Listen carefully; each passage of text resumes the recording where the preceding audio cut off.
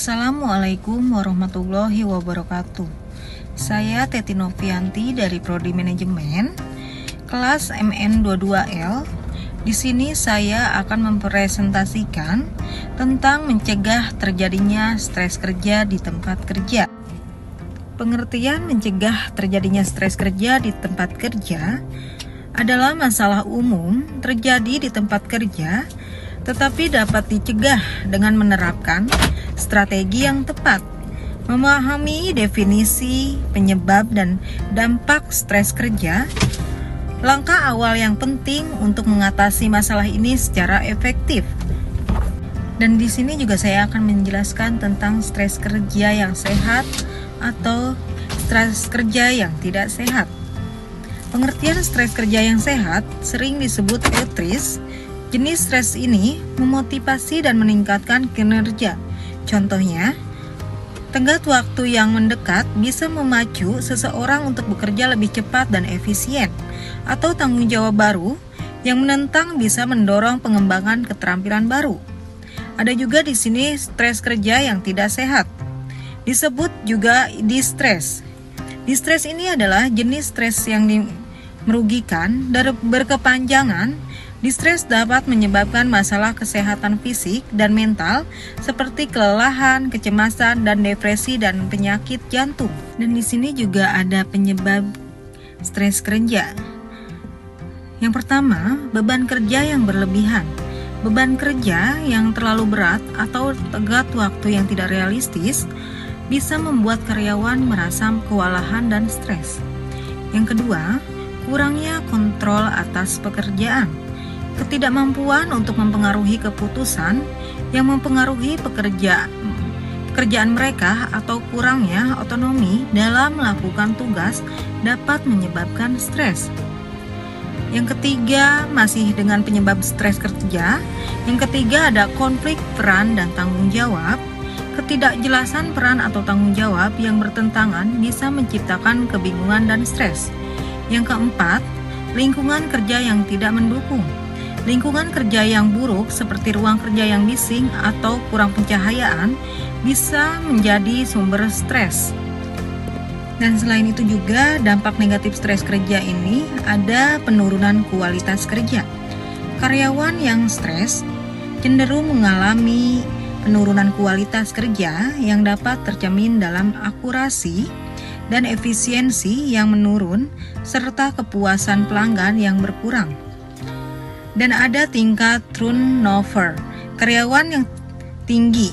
Karyawan yang merasa stres kronis cenderung merasa pekerja di tempat lain yang menawarkan lingkungan kerja yang lebih baik. Dan di sini juga ada dampak negatif stres kerja.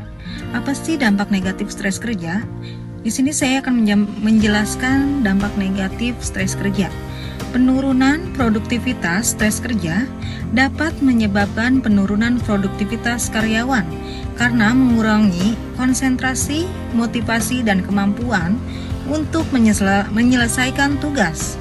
Selain itu, di sini juga ada meningkatkan absensi. Stres kerja seringkali menyebabkan peningkatan absensi karena karyawan mengambil cuti sakit lebih sering untuk mengatasi gejala fisik dan mental. Dampak stres kerja pada kesehatan juga ada berbagai macam. Misalnya, gangguan fisik. Stres kerja dapat menyebabkan berbagai gangguan fisik termasuk sakit kepala, masalah pencernaan, dan tekanan darah tinggi. Dan bisa juga gangguan mental. Stres kerja dapat menyebabkan gangguan mental yang serius termasuk kecemasan, depresi, dan gangguan tidur. Selain itu juga bisa terjadi gangguan emosional. Stres kerja dapat menyebabkan gangguan emosional yang signifikan termasuk mudah marah, frustasi, dan kelelahan emosional. Selain itu di sini juga saya akan menjelaskan tentang manajemen waktu yang efektif. Yang pertama, teknik prioritas tugas. Menggunakan Eisenhower Matrix untuk mengidentifikasi dan memisahkan tugas-tugas yang perlu segera diselesaikan dari tugas-tugas yang bisa ditunda atau didelegasikan. Yang kedua, mengatur jadwal yang realistis. membuat jadwal harian dan mingguan yang realistis, termasuk penggunaan metode time blocking atau meningkatkan fokus.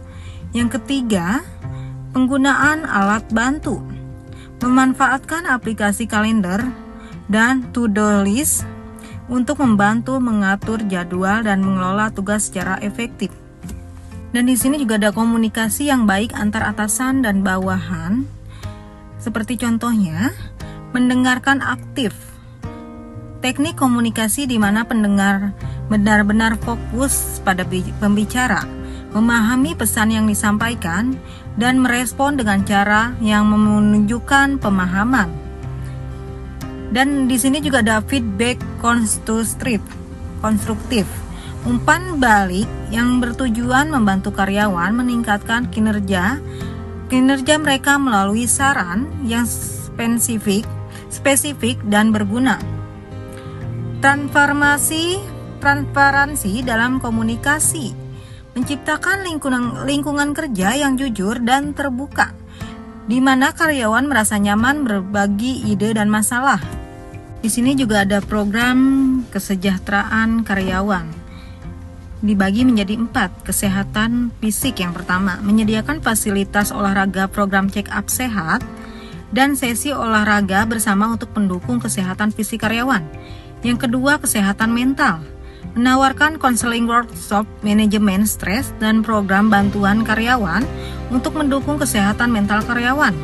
Yang ketiga, fasilitas relaksasi, menyediakan ruang relaksasi teman dan area rekreasi di tempat kerja untuk membantu karyawan mengurangi stres.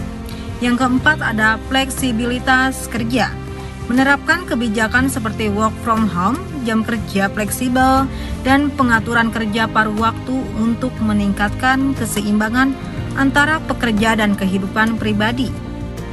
Pelatihan manajemen stres dibagi menjadi 3. Yang pertama, teknik relaksasi. Yang kedua, pengendalian emosi dan pikiran. Yang ketiga, pengembangan diri.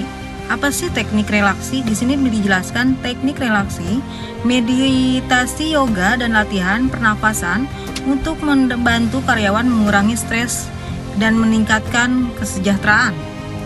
Pengendalian emosi dan pikiran, pelatihan manajemen emosi ini atau CBT untuk membantu karyawan mengelola emosi negatif. Pengembangan diri, workshop keterampilan komunikasi, pengembangan kepemimpinan, dan manajemen waktu untuk meningkatkan kepercayaan diri dan kepuasan kerja. Dukungan manajemen yang penting. Yang pertama, penyediaan sumber daya. Menyediakan alat dan sumber daya yang diperlukan untuk menerapkan teknik-teknik manajemen stres dan pengembangan diri. Yang kedua, membangun budaya dukungan. Mendorong budaya di mana karyawan didukung untuk menerapkan teknik manajemen stres dan pengembangan diri. Yang ketiga, ada feedback dan tidak lanjut. Memberikan umpan baik berkala dan tidak lanjut untuk memastikan bahwa karyawan mendapatkan dukungan yang mereka butuhkan. Baik, materi yang saya sampaikan sudah selesai. Terima kasih dan assalamualaikum warahmatullahi wabarakatuh.